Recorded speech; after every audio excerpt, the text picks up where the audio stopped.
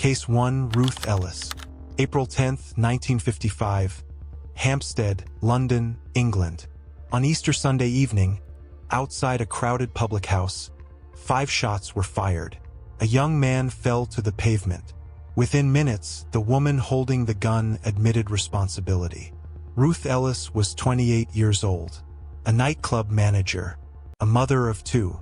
Within 3 months, she would become the last woman executed in the United Kingdom. What no one outside that courtroom could yet see was how narrowly the law, the evidence, and her own words would seal her fate. Ruth Ellis was born on October 9, 1926, in the Welsh seaside town of Rhyl, the third of 6 children. Her childhood was marked by instability. Her family moved frequently, eventually settling in Basingstoke, where she left school at 14 to work as a waitress. By 1941, during the height of the Blitz, she moved to London seeking work and independence. By her late teens, Ellis was supporting herself through factory jobs and clerical work before entering nightclub hostessing, a profession that paid more but exposed her to exploitation and coercion. She became a mother at 17. Her son was later raised by her own mother. Over the following years, Ellis endured violent relationships, an unhappy marriage, and repeated pregnancies, including illegal abortions and a late miscarriage in January 1955 after being struck during an argument. By 1953, Ellis had risen to manage a London nightclub. She moved in elite social circles but lived under constant emotional strain. It was during this period that she met David Blakely, a hard-drinking racing enthusiast. Their relationship was volatile, intermittent, and increasingly violent. Friends later described it as obsessive, unstable, and destructive. On Sunday, April 10, 1955, Ellis took a taxi from an apartment in Devonshire Street to Hampstead. She believed Blakely was visiting friends. When his car drove away, she dismissed the taxi and walked toward the Magdala public house, where she saw his vehicle parked outside. It was just after 9:30 p.m. The street was busy. People were leaving the pub. Blakely emerged with a friend. Ellis stepped from a doorway and greeted him. He ignored her. What Blakely did not know was that Ellis was carrying a loaded .38 caliber Smith & Wesson Victory model revolver in her handbag. As Blakely searched for his car keys, Ellis raised the weapon. She fired, missed. He ran. Ellis followed, moving around the car. She fired again. Blakely collapsed onto the pavement. She stood over him. 3 more shots. The autopsy would later reveal multiple gunshot wounds to the chest and abdomen, including injuries to the liver, lungs, aorta, and windpipe. 1 round was fired from less than half an inch away, leaving powder burns, a sign of extremely close-range discharge. Witnesses heard clicks. The revolver was empty. A final round struck the ground, ricocheted, and injured a bystander in the hand. Seconds later, Ellis stood motionless. She turned to Blakely's companion and said, "Will you call the police, Clive?" Police arrived within minutes. An off-duty officer seized the still-warm revolver from Ellis's hand. According to police reports, she appeared calm, coherent, and not intoxicated. She immediately stated, "I am guilty. I am a little confused." At Hampstead Police Station, Ellis gave a full written confession the same night. No solicitor was present during questioning. 3 senior officers attended the interview. She was charged with murder and remanded to Holloway Prison. Forensic examination confirmed the revolver had fired 6 rounds. Ballistics linked the bullets recovered from Blakely's body to the weapon. Autopsy findings established cause of death as multiple gunshot wounds, with rapid internal bleeding. Psychiatric evaluations conducted by both prison and defense doctors found no evidence of insanity. An electroencephalography test showed no abnormalities. Investigators concluded the shooting was deliberate and intentional. Within 24 hours, the case was treated as legally straightforward. The trial opened on June 20, 1955, at the Old Bailey. Ellis pleaded not guilty, allowing her account to be heard. She appeared composed, dressed formally, her hair carefully styled. The prosecution focused on intent, the legal requirement for a murder conviction. Under English law at the time, murder carried a mandatory death sentence. During testimony, the prosecutor asked a single decisive question. When you fired the revolver at close range into David Blakely's body, what did you intend? Ellis replied, "It is obvious when I shot him I intended to kill him." That statement eliminated any possibility of a manslaughter verdict.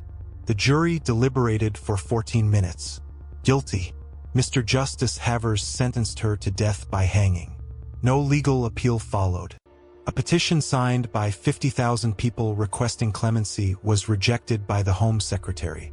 On July 13, 1955, at Holloway Prison, Ruth Ellis was executed. She was 28 years old. David Blakely was 26. Friends described him as charismatic, well-spoken, and reckless. He worked intermittently in motor racing circles and maintained multiple relationships. His death shocked the Hampstead community, occurring in full public view. The impact did not end there. Ellis's children were left without a mother. Her son later died by suicide. Her husband died 3 years after the execution. The case reverberated through families, press rooms, parliament, and churches across Britain. Public reaction was intense.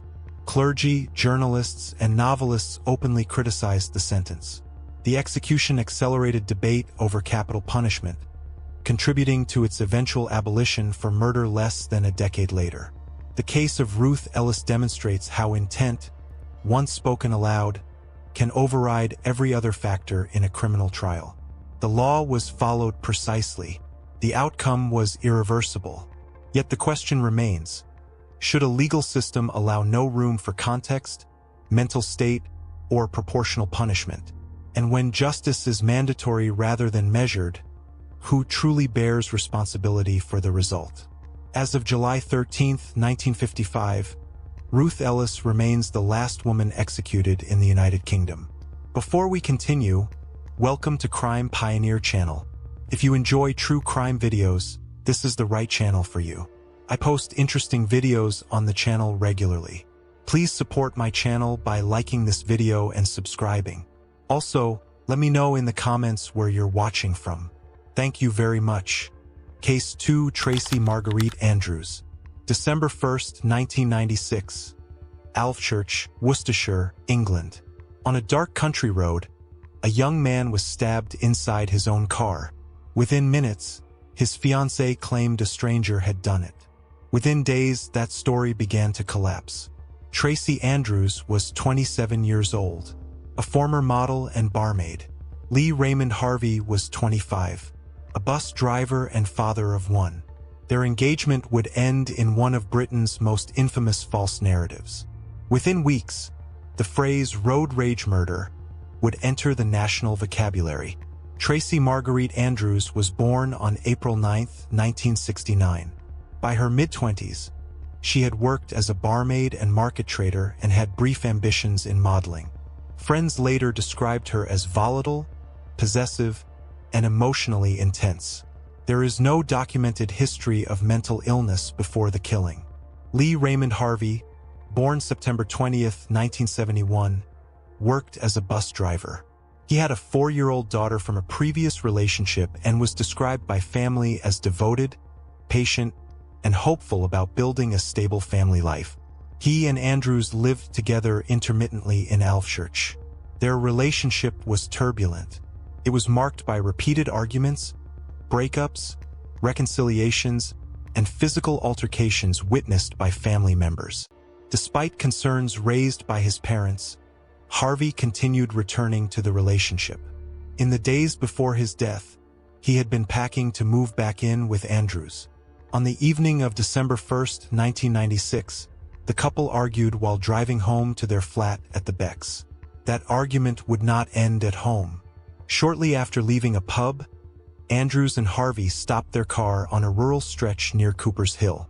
There was no evidence of another vehicle stopping nearby.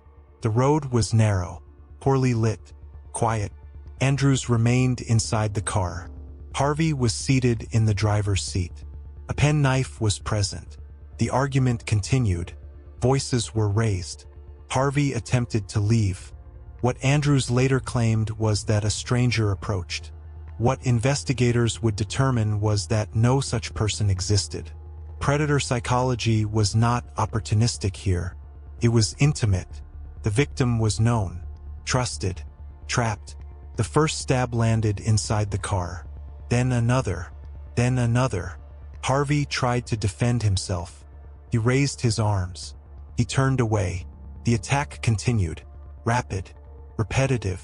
Medical examination later documented 42 stab wounds, injuries to the chest, back, neck, and face. These were penetrating wounds caused by a small bladed weapon, each requiring a separate forceful motion. He remained conscious briefly, then collapsed. Harvey attempted to escape. He opened the car door. Within seconds, he lost strength. Blood loss was severe. Witnesses later described the area as silent. No passing traffic intervened. The turning point was not resistance. It was deception. Andrews left the scene. She did not call for help. Instead, a story was formed. Harvey died at the roadside. Cause of death: multiple stab wounds, leading to catastrophic blood loss. No defensive weapon was found near him. Police were alerted. Officers arrived and secured the scene. Andrews was located nearby, injured and distressed. She did not name herself as the attacker. She named a stranger. According to police reports, Andrews claimed her fiancé had been killed during a road rage attack by a man with staring eyes. 2 days later, she appeared at a press conference holding Harvey's mother's hand, publicly appealing for witnesses. Investigators found no supporting evidence, no witnesses, no matching vehicle, no forensic trace of another attacker. Forensic analysis revealed the knife wounds were consistent with close-range, repeated strikes inside the vehicle. Bloodstain patterns contradicted Andrews' account of an external assault. 6 days after the murder, Andrews was arrested in hospital following a drug overdose. She was charged with murder and later released on bail pending trial. The road rage narrative collapsed under forensic scrutiny. Andrews stood trial at Birmingham Crown Court in July 1997. She pleaded not guilty and maintained the road rage defense throughout proceedings. The prosecution charged her with murder, meaning they had to prove she intentionally caused Harvey's death. Forensic evidence, blood analysis, and the absence of any third-party involvement formed the backbone of the case. The jury rejected her account. On July 29, 1997, Andrews was convicted of murder and sentenced to life imprisonment, with a recommended minimum term of 14 years. An appeal lodged in 1998, claiming prejudicial publicity, was dismissed. Judges ruled the conviction was safe. In April 1999, Andrews admitted she carried out the stabbing, later claiming self-defense, a claim rejected by the courts. She was released on license in January 2012, having served the minimum term. She changed her name to Tia Carter and remains subject to strict conditions, including exclusion zones near the victim's family. Lee Harvey was 25 years old, a working father, a son, a brother. His parents, Roy and Maureen Harvey, have described their loss as permanent and life-altering. His daughter grew up without him. The family campaigned unsuccessfully to prevent Andrews' release, arguing that life imprisonment should mean life. They have repeatedly expressed fear for public safety and frustration with the justice system. The case influenced public discourse on domestic violence, deception in crime narratives, and the emotional cost borne by victims' families long after sentencing ends. For them, the sentence never expired. The case of Tracie Andrews demonstrates how a carefully constructed lie can temporarily mislead the public, but not forensic evidence. Facts eventually surface. Stories unravel. Yet the question remains: when a sentence ends, does accountability end with it? And who decides when justice has been fully served, the law or those left behind? As of January 2012, Tracie Andrews is free under license. Lee Harvey remains 25 forever. Case 3 Jane Andrews. September 17, 2000 Fulham, West London, England. A successful businessman was killed in his own bedroom. He had been asleep minutes earlier. By morning, his partner was gone. Jane Andrews was 33 years old, a former royal dresser. Thomas Cressman was 39, wealthy, connected, and unmarried. What followed would become one of Britain's most scrutinized crimes of passion. Within hours, warnings would surface that police never answered. Jane Andrews was born in 1967 in Cleethorpes, North Lincolnshire, the youngest of 3 children. Her father worked as a joiner. Her mother was a social worker. Academically promising, Andrews attended grammar school but struggled privately with depression, panic attacks, and an eating disorder from adolescence. At 15, she attempted suicide by overdose. Determined to escape her working-class background, Andrews pursued fashion studies and later answered an advertisement in the Lady magazine. At age 21, she became the personal dresser to Sarah, Duchess of York. Though modestly paid, the position granted her proximity to wealth, prestige, and elite social circles. Her dismissal from royal service in the mid-1990s coincided with a significant emotional decline. In 1998, Andrews met Thomas Cressman, a former stockbroker who ran a successful car accessory business and moved easily among London's upper class. Andrews moved into his Fulham flat. Over time, her expectations of marriage intensified. By September 2000, those expectations would be decisively rejected. On September 16, 2000, Andrews and Cressman returned to their shared flat at Maltings House, Bagley's Lane, Fulham. They had recently traveled together to Italy and the French Riviera. Cressman had told Andrews he did not intend to marry her. The flat was quiet. Evening settled in. Inside the bedroom, a cricket bat and a knife were accessible. Earlier that day, Cressman called police at 11:35 a.m., stating, "Somebody is going to get hurt." No officers were dispatched. What Andrews did not know was that this unanswered call would later become central to public criticism of the system. The argument resumed that night. Cressman was in bed, possibly asleep. Andrews entered the room. Bat raised. She struck his head. Once. Hard. A blunt force injury, meaning trauma caused by a heavy object without penetration, rendered him unconscious. Then came the knife. She stabbed him in the chest. More than once. Each wound was forceful, targeted. There was no prolonged struggle. Cressman was incapacitated. Medical findings later showed he was unable to defend himself effectively. Blood loss escalated quickly. Within minutes, his condition was irreversible. The turning point was not resistance. It was abandonment. Andrews left him alive, but dying. She did not call for help. Cressman died from a combination of blunt force trauma to the head and stab wounds to the chest, resulting in catastrophic internal injury and blood loss. Death occurred alone, inside his home. At 3:10 a.m., Andrews called her ex-husband, Christopher Dunbutler. She then sent messages to friends claiming she did not know where Cressman was. 2 days later, his body was discovered. According to police reports, officers entered the Fulham flat on September 18, 2000. There were clear signs of violence within the bedroom. A blood-stained cricket bat and knife were recovered. Investigators determined the attack occurred while the victim was vulnerable. No evidence supported an intruder theory. Forensic analysis revealed blood transfer consistent with Andrews being present during the assault. There were no signs of forced entry. After several days, police traced Andrews to a lay-by on the A38 near Liskeard, Cornwall. She was found inside her car after taking a large quantity of pills. She survived. She was arrested and charged with murder. The unanswered emergency call became a focal point of later criticism. Jane Andrews went on trial at the Old Bailey in May 2001.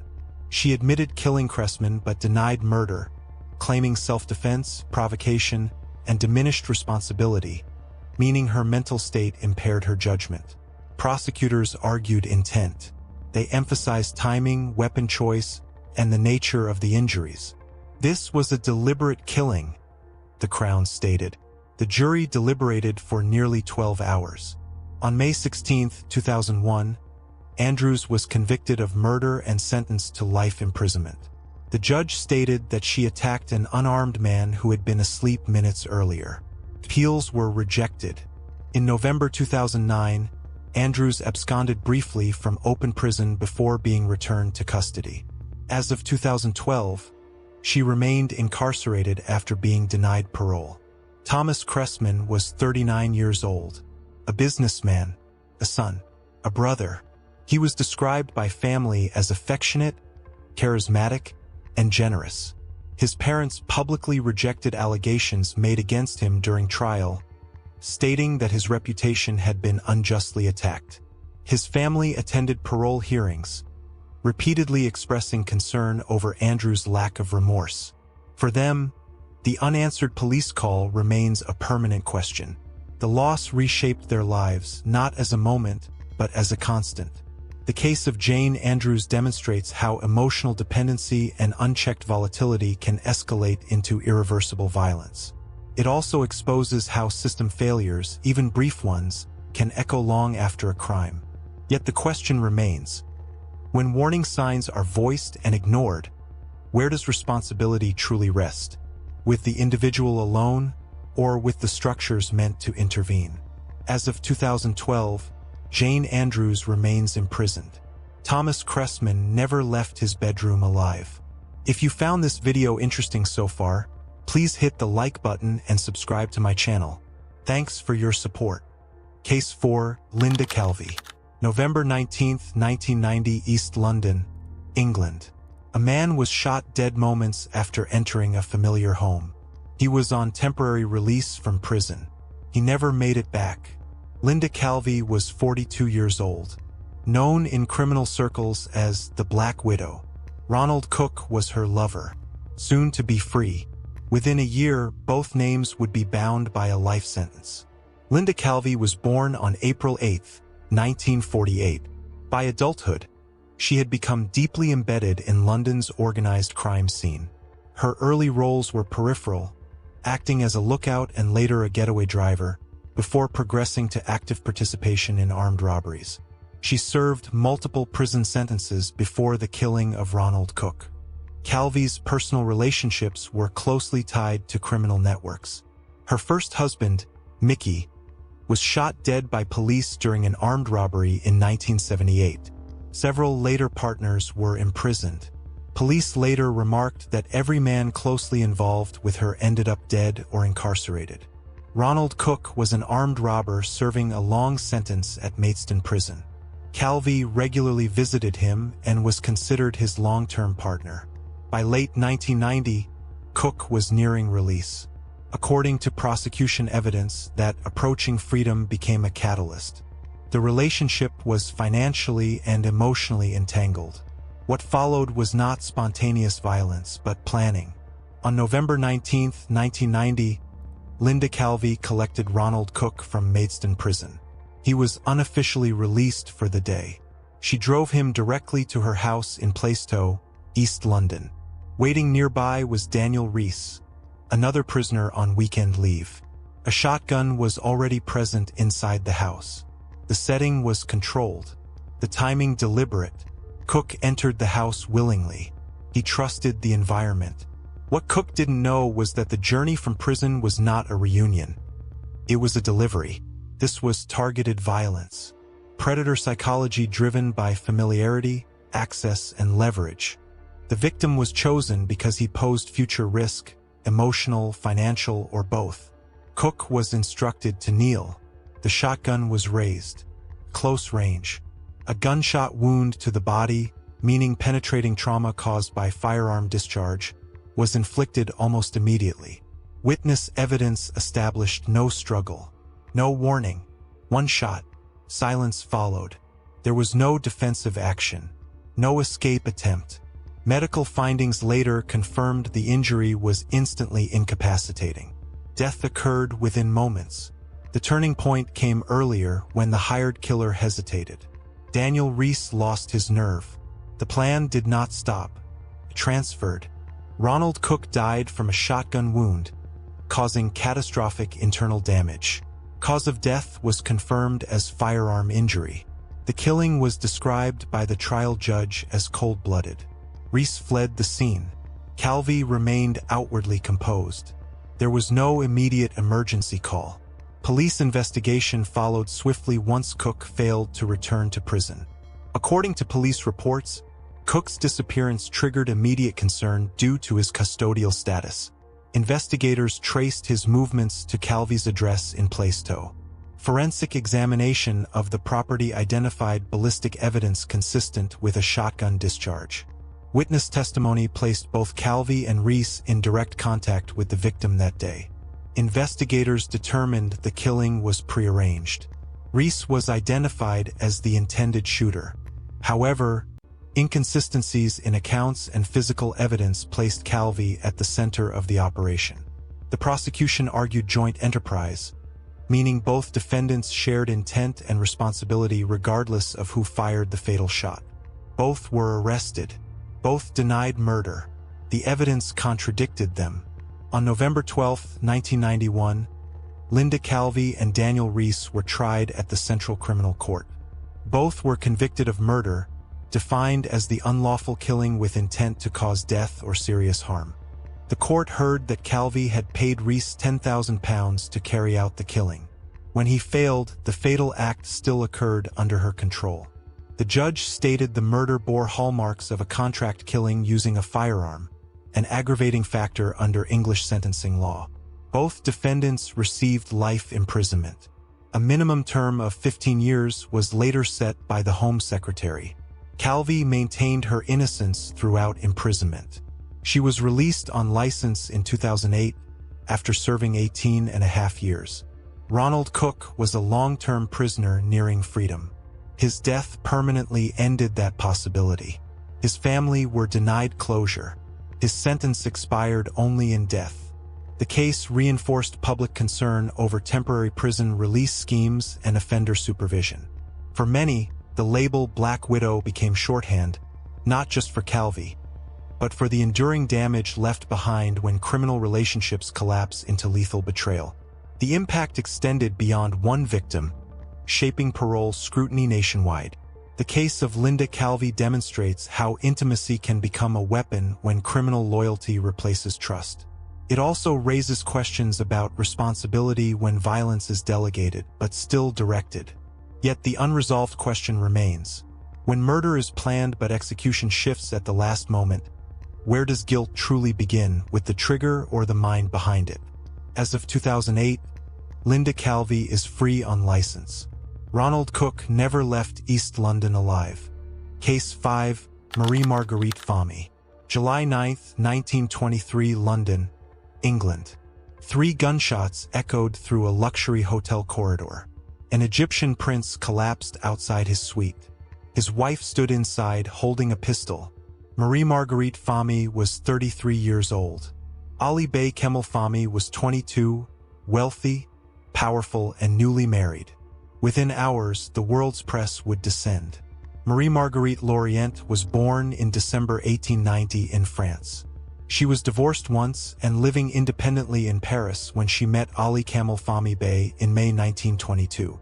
He was an Egyptian aristocrat attached to the French legation in Cairo, extravagant in spending and intense in temperament. Fahmy pursued her aggressively. He proposed marriage after she refused to live with him unmarried. Marguerite accepted on conditions. She would retain Western dress, and she would have the right to divorce. A marriage contract was drafted. At the religious ceremony, the divorce clause was removed without her consent. After moving to Cairo, Marguerite later reported repeated abuse. She stated her husband beat her, controlled her movements, and assigned servants to monitor her constantly. The relationship deteriorated rapidly. Public arguments became frequent. Both appeared with visible injuries. In early July 1923, the couple traveled to London and checked into the Savoy Hotel. The marriage was 6 months old. It was already collapsing. On July 9, 1923, the Fahmies returned to the Savoy Hotel late at night after supper and entertainment. The hotel corridor was quiet. Staff were finishing evening duties. Inside their suite was a Browning .32 caliber pistol. The weapon was loaded. The couple retired to their room shortly after 1:30 a.m. An argument resumed almost immediately. Voices were raised. Earlier that evening, Marguerite had told a band leader in French, "My husband has threatened to kill me tonight." The remark was dismissed as humor. What Ali Fahmy did not know was that the next confrontation would be the last. Predator psychology here was not opportunistic. It was domestic, intimate, and escalating, a private conflict reaching public consequences. Ali Fahmy left the room briefly. He returned moments later. A luggage porter saw him in the corridor, agitated, his face scratched. He shouted, "Look at my face!" Seconds later, gunfire. One shot, then another, then a third. A gunshot wound, meaning penetrating trauma caused by a firearm, struck Fahmy at close range. He collapsed outside the suite. There was no chase, no prolonged struggle witnessed. The injuries were immediately disabling. Within moments, hotel staff responded to the sound. The turning point came after the shots. Marguerite dropped the pistol. She did not flee. Repeating in French, she said, "What have I done, my dear?" The narrative was already forming. Fahmy was transported to hospital with severe firearm injuries. Despite treatment, he died shortly afterward. Cause of death: gunshot wounds resulting in fatal internal trauma. Police arrived at the Savoy Hotel within minutes. Marguerite Fahmy was arrested the same day. She was charged with murder. According to police reports, the shooting scene showed no evidence of an intruder. The weapon was recovered inside the suite. Witness testimony placed Marguerite alone with Fahmy at the time of the shots. Investigators documented Fahmy's injuries and the location of spent cartridges. The distance and trajectory were consistent with close-range firing. Medical examination conducted after Marguerite's arrest recorded abrasions on the back of her neck, described by the prison medical officer as marks consistent with a man's hand. There were no witnesses inside the room. No surveillance cameras in 1923. The case hinged on credibility. Investigators forwarded the case for prosecution, believing the evidence supported deliberate killing. The trial of Regina versus Fahmy opened on September 10, 1923, at the Central Criminal Court. The prosecution argued that Marguerite deliberately shot her husband at point-blank range. She was defended by Sir Edward Marshall Hall, one of England's most prominent barristers. He argued self-defense, asserting Fahmy attempted to strangle his wife and that she wrested the gun from him. A murder charge required proof of intent to kill.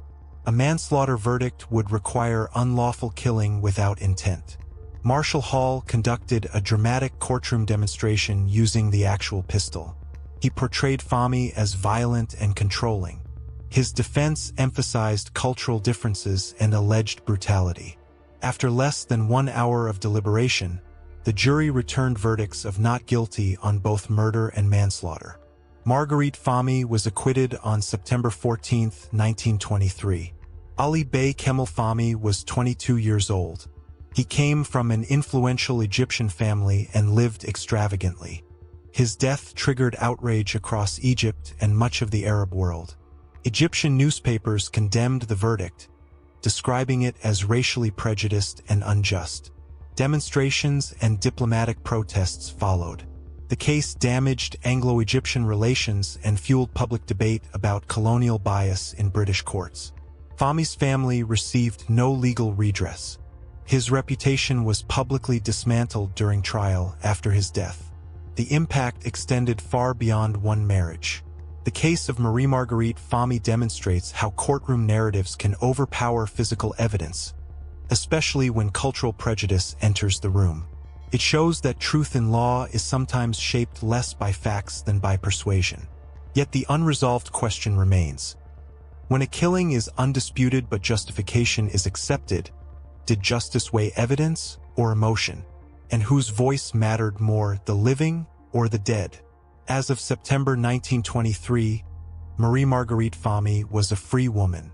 Ali Fahmy never left the Savoy alive. Case 6. Florence Elizabeth Maybrick. May 11, 1889, Liverpool, Merseyside, England. A wealthy cotton broker died after weeks of violent illness. Arsenic was found in his body. His young American wife was accused. Florence Maybrick was 26 years old. James Maybrick was 60, influential, sickly, and feared. Within months, Victorian England would argue whether a murder had even occurred. Florence Elizabeth Chandler was born on September 3, 1862, in Mobile, Alabama, the daughter of a prominent banker and former mayor. After her father's death, her mother remarried a German cavalry officer, exposing Florence to European society at a young age. In 1881, while traveling to Britain, she met James Maybrick, a Liverpool cotton broker 23 years her senior. They married on July 27, 1881, at St. James's Church, Piccadilly, and settled at Battlecrease House in Aigburth, Liverpool. Outwardly, they appeared prosperous and socially successful, employing servants and hosting gatherings. Privately, the marriage deteriorated. James kept multiple mistresses and regularly consumed arsenic, strychnine, and other toxic substances as tonics, a documented habit confirmed by chemists and friends. Florence, increasingly unhappy, entered an affair with Alfred Brearley. When James discovered it, arguments escalated into physical violence. Divorce was discussed. In Victorian society, that outcome threatened Florence with financial ruin and loss of custody of her children. In April 1889, tension filled Battlecrease House. James appeared frail. Florence remained present. On April 23rd, Florence purchased flypapers containing arsenic from a local chemist. She soaked them in water in the bedroom. According to her testimony, this was to extract arsenic for cosmetic use, a practice known at the time. The house was staffed. Servants observed everything. On April 27th, James became violently ill after self-administering a double dose of strychnine. Doctors were called. They diagnosed acute dyspepsia, severe digestive inflammation. What investigators did not initially know was that James had been ingesting arsenic regularly for years. Predator psychology, if present, would have relied on access, trust, and isolation. But the household was crowded. Medical care was constant. There was no sudden act. No witnessed poisoning. Symptoms progressed slowly. Vomiting, numbness, pain. Doctors treated him daily. He briefly improved, then worsened again. A nurse later alleged Florence tampered with a meat juice bottle later found to contain arsenic. Florence claimed James begged her to administer it as a stimulant. He never consumed it. James remained conscious for much of his illness. He spoke with visitors. He issued instructions. Within days, his brothers intervened. Florence was removed from the sickroom. She was placed under house supervision. Time passed. His condition declined. The turning point came not with death, but suspicion. On May 8th, Florence wrote a letter to her lover stating James was sick unto death. The letter was intercepted by the nanny and delivered to James's brother. Trust collapsed. James Maybrick died at Battlecrease House on May 11, 1889, shortly after 8 p.m. Doctors recorded gastroenteritis, meaning inflammation of the stomach and intestines. Later examinations found less than half a grain of arsenic, not typically fatal. Cause of death remained disputed. The house was searched. Arsenic was found. Florence was arrested 3 days later. She was charged with murder. According to police reports, suspicion centered on Florence's access to arsenic and her strained marriage. Investigators seized flypapers, powders, and bottles labeled arsenic poison. A postmortem was conducted on May 13, 1889. Doctors disagreed. Some argued arsenic poisoning. Others stated symptoms were consistent with natural gastroenteritis, especially given James's long-term poison consumption. On May 30th, the body was exhumed. Toxicological analysis of organs revealed trace arsenic, but not in lethal concentrations. Traces of other drugs were also found, explained by prescribed medications. No witness testified to seeing Florence administer poison. No definitive dose was identified. The case moved forward despite uncertainty. Florence Maybrick stood trial at Liverpool Assizes beginning July 31, 1889, before Justice James Fitzjames Stephen. She was charged with willful murder, meaning intentional killing with malice aforethought. The prosecution relied heavily on circumstantial evidence. Her affair, the intercepted letter, and possession of arsenic. Medical experts disagreed sharply on cause of death. The judge's summing up lasted 2 days and emphasized Florence's character and morality. The all-male jury deliberated for less than 1 hour. On August 7, 1889, Florence was convicted and sentenced to death by hanging. Public outrage followed. Medical professionals petitioned the Home Office. The Home Secretary later concluded there was reasonable doubt whether arsenic caused death. On August 12, 1889, her sentence was commuted to life imprisonment. She was released on January 25, 1904, after 15 years in custody. James Maybrick was a prominent Liverpool cotton broker, respected in business and known for eccentric health habits. His death shocked the city and divided public opinion. His children were left without both parents, one dead, the other imprisoned. The case became an international sensation, fueling debate about forensic science, gender bias, and Victorian morality. Florence never regained custody of her children. She returned to the United States, lived in poverty, and became reclusive. The case haunted legal reform discussions for decades. Its impact extended beyond one household, reshaping how poison cases were prosecuted. The case of Florence Maybrick demonstrates how circumstantial evidence and moral judgment can outweigh medical uncertainty. It reveals the danger of convicting when cause of death remains unresolved. Yet the question remains: when a death is suspicious but science cannot agree, should doubt protect the accused, or does suspicion alone justify punishment? As of January 1904, Florence Maybrick was free. Whether justice ever was, remains disputed. If you're still watching, please take a moment to like this video and subscribe to Crime Pioneer. Your support helps me bring you more true crime content. Case 7, Bunthawee Rimmer. December 29, 2011, Haverhill, Suffolk, England. A pensioner was killed in his own bed. The weapon was a household hammer. The person beside him survived. Bunthawee Rimmer was 49 years old. Paul Norfolk was 77. Retired, generous, and widely liked. Within days, questions of love, money, and intent collided. Bunthawee Rimmer was born in Thailand in 1963. Her childhood was marked by early trauma. Both parents were killed in a car accident when she was 7 years old. As an adult, she married Geoffrey Rimmer, a British man she met while working on a Thai beach. She later moved to England and settled in Haverhill, Suffolk. Geoffrey Rimmer died of natural causes in 2010. After his death, Bunthawee moved into the home of Paul Norfolk and his wife, Esme, acting as a carer. Mrs. Norfolk suffered from dementia and was later admitted to a residential care home. Bunthawee remained in the Castle Lane house alone with Paul Norfolk. Norfolk was a retired foreman who had worked for 3 decades at International Flavors and Fragrances. He was a former tank regiment soldier, well known in the community, and described by family as kind, generous, and gentle. Over time, Bunthawee and Norfolk entered a sexual relationship. In 2011, Norfolk changed his will to leave his home and most of his estate, valued at approximately £340,000, to Bunthawee. The domestic arrangement was private. The power balance was unequal. The situation was volatile.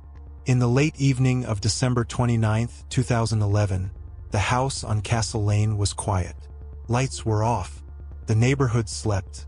Inside the bedroom were ordinary household items, medication blister packs, kitchen knives, and a claw hammer, weighing between 12 and 16 ounces.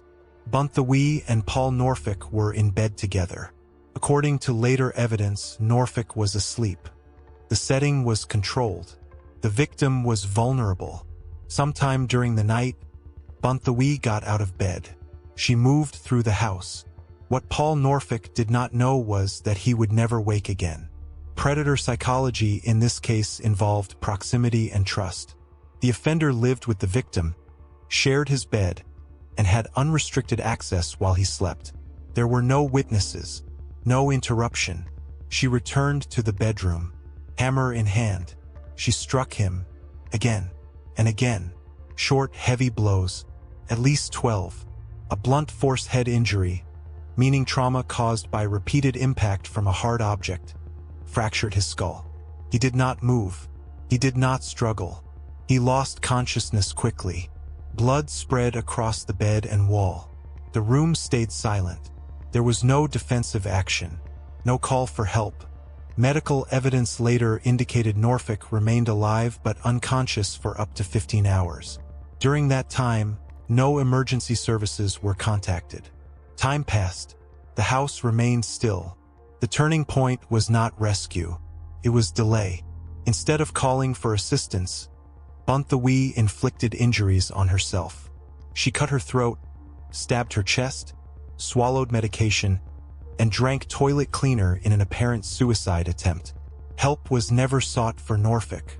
Paul Norfolk died from multiple blunt force head injuries. Cause of death: repeated hammer strikes to the head. A post-mortem confirmed extensive trauma consistent with at least 12 blows. At 10:05 p.m. on December 30th, a concerned family member contacted police after failing to reach Norfolk. Officers forced entry into the Castle Lane house. They found Norfolk deceased in bed. Bunthawee lay beside him, unconscious. A hammer and knives were recovered from the bedroom.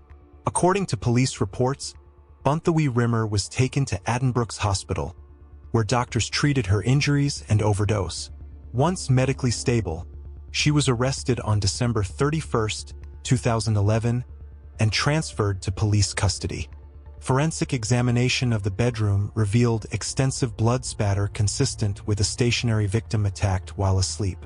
The hammer matched the pattern of injuries to Norfolk's skull. No evidence suggested third-party involvement.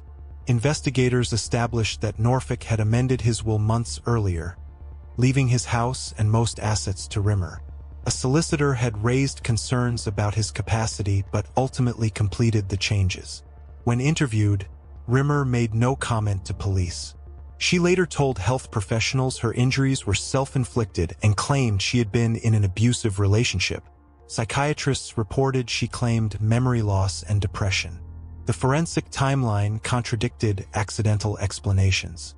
On January 3, 2012, Bunthawee Rimmer was charged with murder, meaning prosecutors alleged she intentionally caused Norfolk's death. She appeared before Berry Street Edmonds Magistrates Court and was later tried at Ipswich Crown Court. Rimmer denied murder but accepted causing Norfolk's death. Her defense argued diminished responsibility, claiming severe depression impaired her mental functioning at the time of the killing. The prosecution rejected this. Prosecutor Andrew Jackson stated the attack was deliberate, brutal, and sustained, emphasizing the number of blows and the absence of any attempt to seek help. After a 2-week trial, the jury found Rimmer guilty of murder. On July 13, 2012, she was sentenced to life imprisonment with a minimum tariff of 11 years. As of 2012, she remains incarcerated. Paul Norfolk was 77 years old. He was a brother, a godfather, and a respected member of the Haverhill community. He had served in the army, worked steadily for decades, and was known for generosity and kindness. His family described him as gentle, sympathetic, and always willing to help others. Neighbors' children called him Uncle. His brother and sister-in-law stated his death devastated them beyond recovery. They described their remaining years as marked by grief. The crime shattered trust within a quiet neighborhood, and within the caregiving system meant to protect the vulnerable. The case of Bunthawee Rimmer demonstrates how proximity and trust can become lethal when financial control and emotional dependency intersect. It shows how violence can occur not in isolation, but in familiar spaces meant to be safe. Yet the unresolved question remains.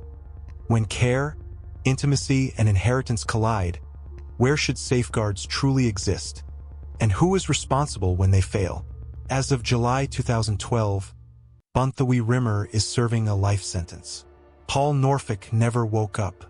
Case 8 Edith Jessie Thompson. October 3, 1922, London, England. A husband was stabbed on a quiet suburban street.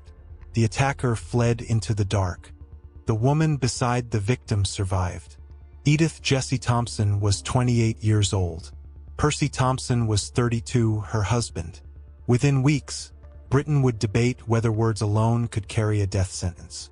Edith Jessie Graydon was born on December 25, 1893, in Dalston, London, the eldest of 5 children in a stable, respectable household.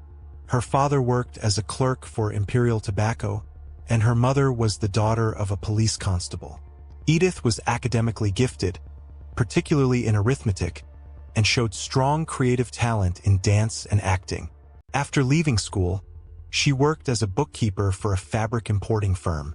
Her intelligence and confidence led to rapid promotion. By her mid-20s, she was the company's chief buyer, regularly traveling to Paris. She was financially independent, stylish, and socially confident. In 1916, after a long engagement, she married Percy Thompson, a shipping clerk. They settled in Ilford, Essex, and lived a comfortable, childless life. In 1920, they renewed contact with Frederick Bywaters, a younger man who later joined the Merchant Navy. Edith and Bywaters began an affair. Percy discovered it. Bywaters was expelled from the home. Edith later described violent arguments with her husband. From September 1921 to September 1922, Bywaters was at sea, during which Edith wrote him more than 60 letters. On the evening of October 3, 1922, Edith and Percy Thompson attended a performance at the Criterion Theatre near Piccadilly Circus. After the show, they traveled home by train, walking the final stretch toward their house in Ilford. The street was dim, residential, quiet. A man waited nearby, concealed behind bushes along the path. As the couple walked, the man stepped forward. Suddenly, what Percy Thompson did not know was that the man confronting him was deeply emotionally entangled with his wife. Predator psychology here relied on timing and familiarity. The attacker knew their routine, their route, and the late hour when witnesses would be scarce. The man lunged. A struggle followed. Edith was knocked to the ground. Percy fought back. The attacker produced a knife. He stabbed, again and again. A stab wound, meaning penetration of tissue by a sharp instrument, pierced Percy's body. The injuries were fatal. Percy collapsed onto the pavement. Blood pooled beneath him. The attacker fled. Edith screamed, repeatedly. Neighbors later reported hearing a woman shouting, "No, don't," over and over. Edith was hysterical, unable to compose herself when police arrived. Percy Thompson died at the scene before medical assistance could be summoned. The turning point came at the police station. Still distressed, Edith told officers she knew the attacker's identity. She named Frederick Bywaters. Believing herself a witness, she described her relationship with him in detail. Within hours, suspicion shifted. Percy Thompson died from knife-inflicted injuries sustained during the assault. The death was ruled a homicide. No weapon was found at the scene. Police canvassed neighbors. A former lodger was mentioned. Bywaters was arrested the next day. Soon after, Edith was arrested as well. According to police reports, Frederick Bywaters cooperated immediately. He led officers to the knife he had concealed after the attack. He admitted stabbing Percy Thompson but insisted he acted alone and without Edith's knowledge. During searches, police discovered more than 60 letters written by Edith to Bywaters. These letters became the central piece of evidence. In them, Edith expressed hatred toward her husband and fantasies of being free. Some letters described attempted poisonings and urged Bywaters to do something desperate. Forensic evidence placed Bywaters at the scene. The letters established motive. Investigators concluded there was a common purpose, meaning a shared intent between two people to achieve the same criminal outcome, even if only one physically carried out the act. Both were charged with murder. The trial began on December 6, 1922, at the Old Bailey. Bywaters pleaded guilty to killing Percy Thompson but denied any agreement with Edith.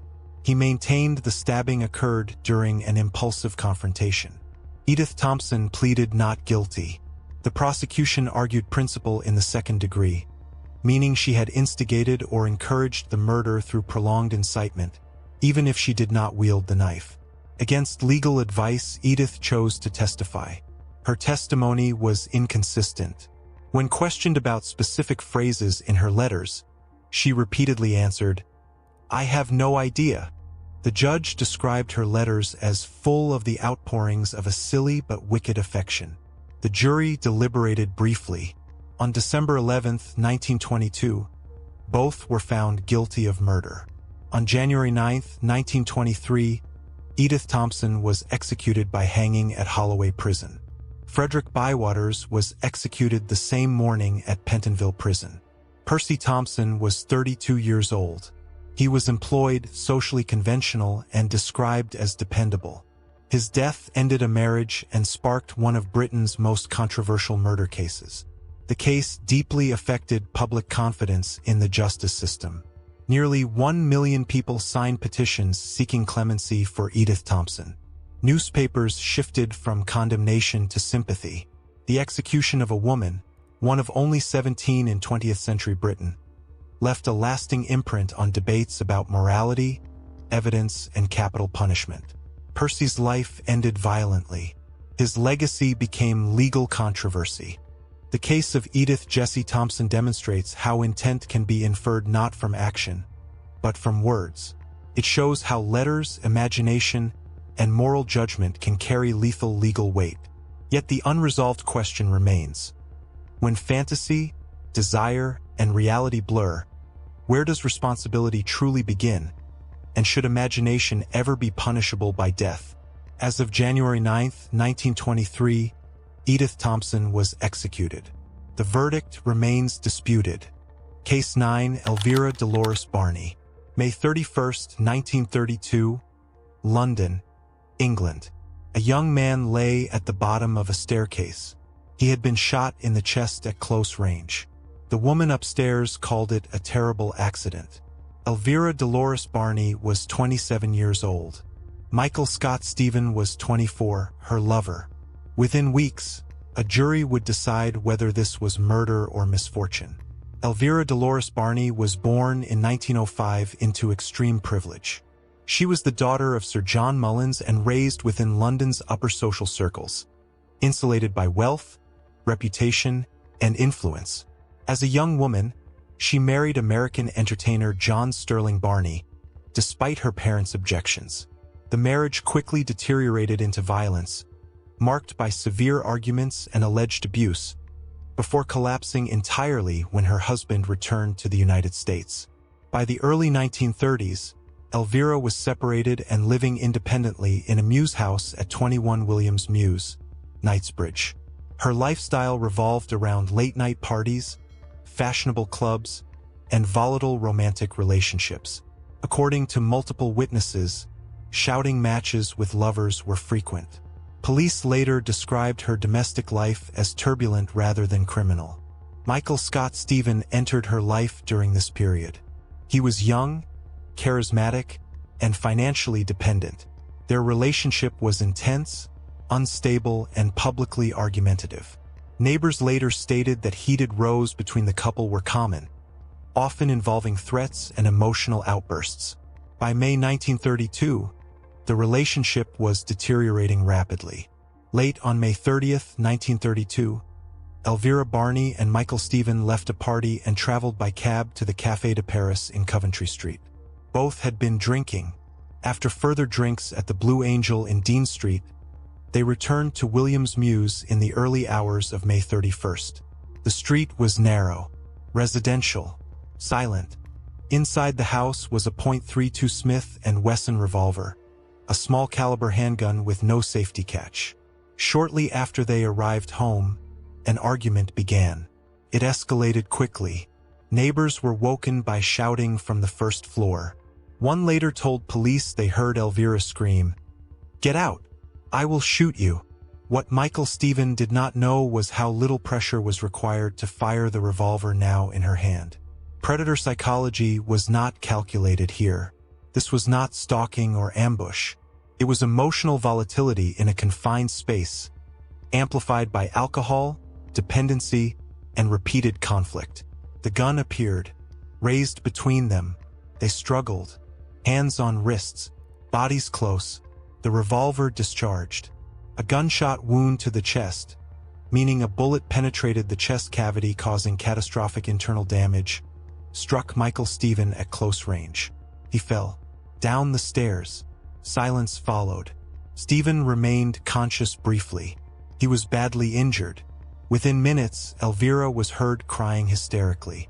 Neighbors later reported hearing her calling after him, pleading for him to return. At approximately 4:50 a.m., Dr. Thomas Dern arrived, summoned by Elvira's frantic telephone call minutes earlier. The turning point came on the staircase. Stephen lay at the bottom, mortally wounded. Elvira repeatedly told the doctor, "He wanted to see you to tell you it was only an accident." The explanation was set before police ever arrived. Michael Scott Stephen died from a single gunshot wound to the chest. Cause of death was confirmed as firearm injury. The revolver was found beside the body. 2 chambers were empty. Police were called immediately. The house was secured. Elvira Barney was visibly agitated, alternating between hysteria and confrontation. She was taken into custody for questioning later that morning. According to police reports, investigators documented the scene inside Williams Mews. The revolver recovered was a .32 Smith & Wesson, confirmed to have no safety catch and requiring only light pressure to fire. Forensic examination confirmed close-range discharge. Witness statements from neighbors established a clear timeline: shouting, threats, then gunfire. Several testified that violent arguments between the couple were frequent. One witness reported hearing more than one shot. Investigators identified unresolved anomalies.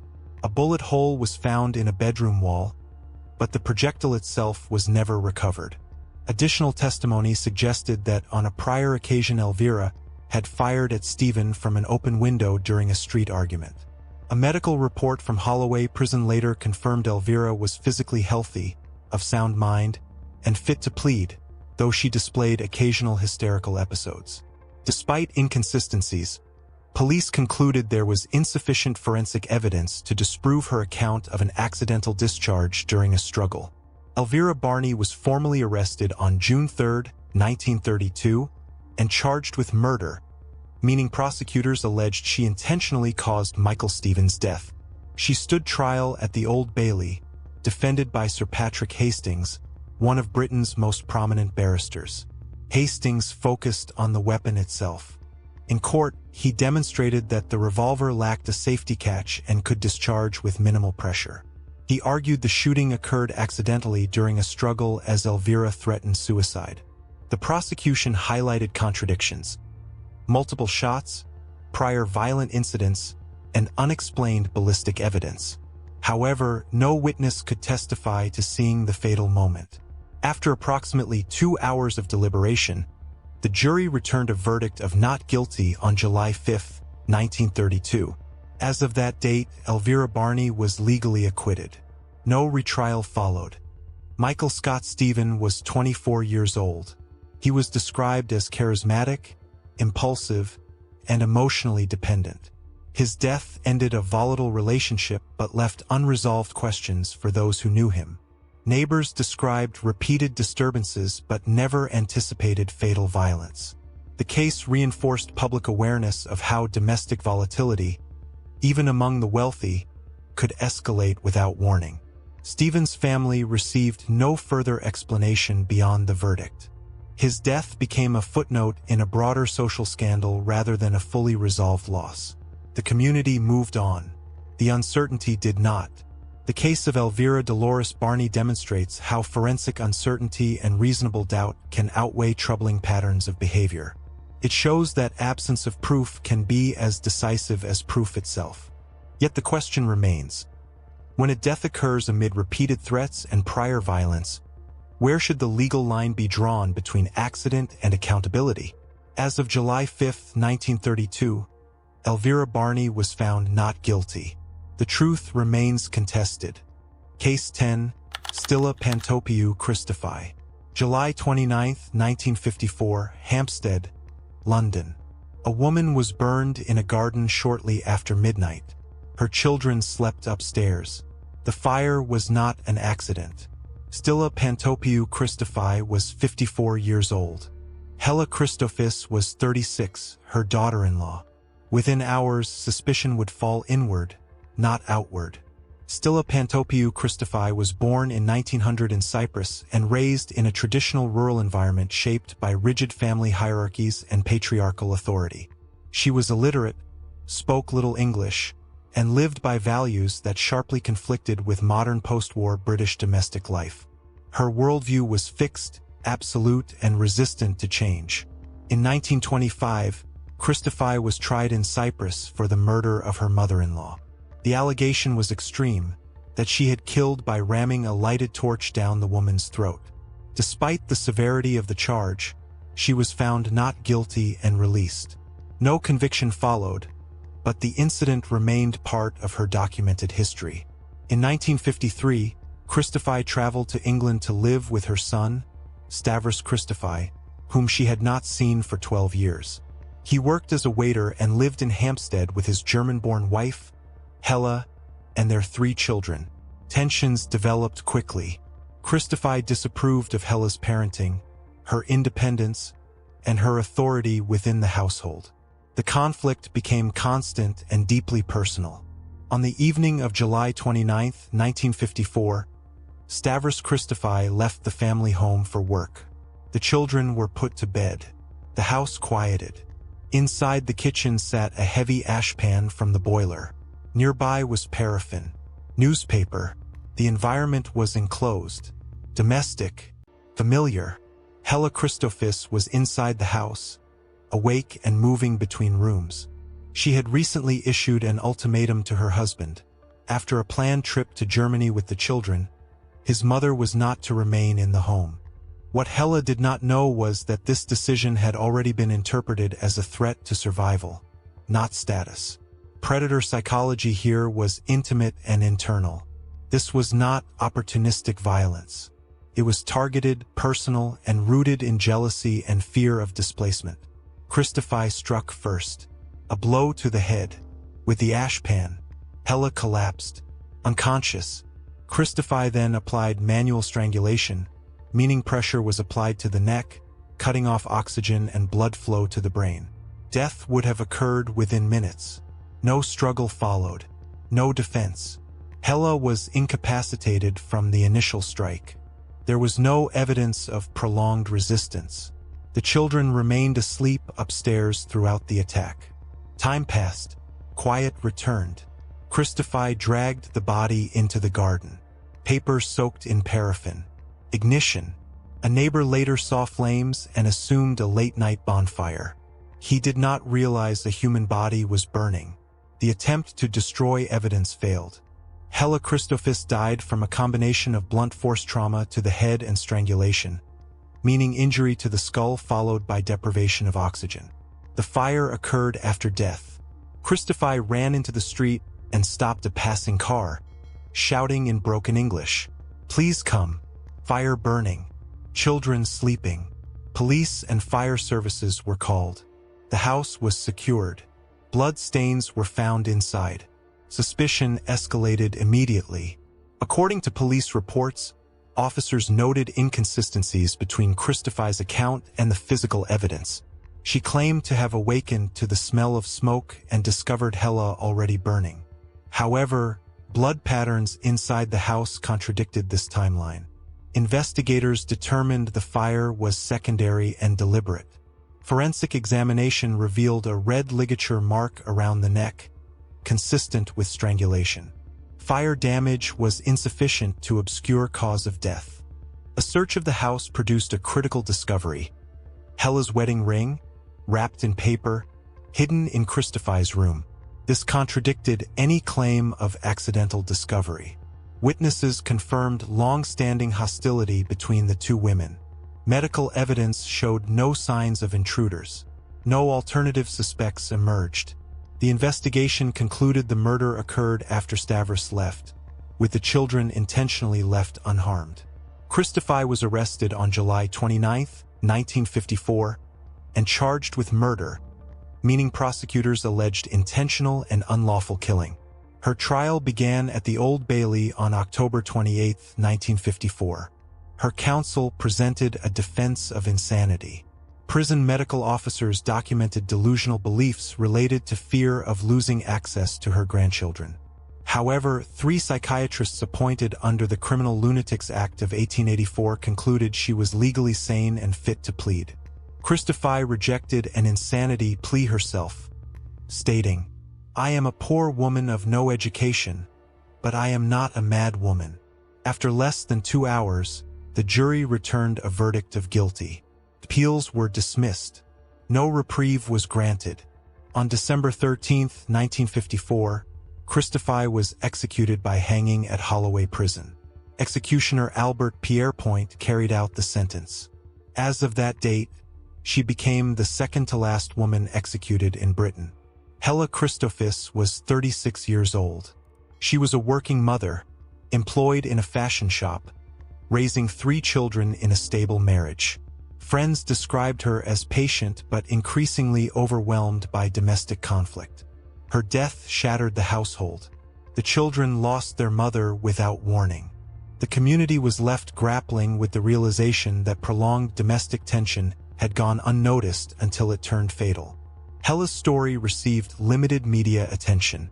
Unlike other female execution cases of the era, her death did not align with public fascination. The loss was permanent. The explanation, incomplete. The case of Stilla Pantopiou Christopher demonstrates how cultural conflict, isolation, and unresolved resentment can culminate in irreversible violence. The legal system addressed the act, but not the conditions that allowed it to unfold unseen. Yet the question remains, when long-standing domestic hostility is known, how much responsibility lies beyond the individual act itself? As of December 13, 1954, Stilla Christopher was executed. The children lived on. We've covered 10 disturbing cases from British history. If you found this video interesting, please like and subscribe to my channel. Which case impacted you the most? Share your thoughts in the comments below. Thank you for watching Crime Pioneer, and I'll see you in the next video.